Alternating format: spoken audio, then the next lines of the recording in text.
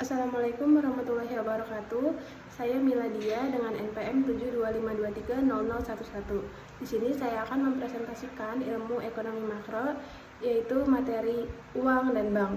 Yang pertama adalah uang. Apa itu uang? Uang adalah segala sesuatu yang bisa digunakan untuk membayar jasa, barang, atau utang. Contoh uang tuh ada uang kertas, uang logam, atau uang digital.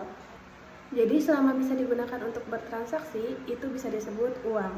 Uang memiliki 3 fungsi utama.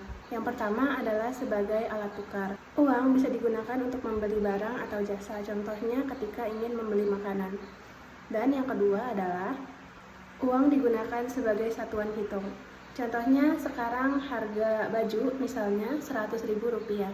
Yang ketiga adalah sebagai penyimpan nilai, yaitu uang bisa digunakan nanti. Contohnya ketika kita menabung untuk masa depan.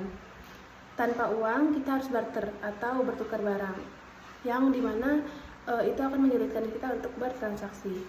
Yang ketiga adalah bank. Bank adalah lembaga yang mengelola dan mengatur keuangan masyarakat. Fungsi bank yaitu yang pertama menghimpun dana. Bank mengumpulkan uang dari masyarakat, contohnya seperti tabungan atau deposito. Lalu yang kedua menyalurkan dana, yaitu bank memberikan pinjaman kepada masyarakat atau perusahaan, contohnya kredit usaha atau KPR.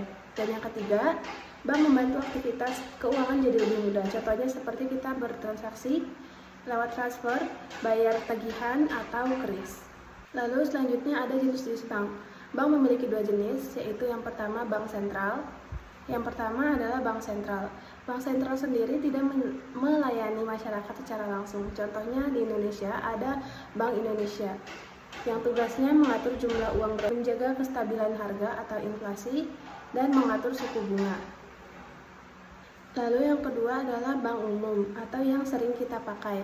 Contohnya ada BRI, BCA, Mandiri, dan lain-lain. Tugasnya melayani masyarakat, menerima tabungan, dan memberi pinjaman.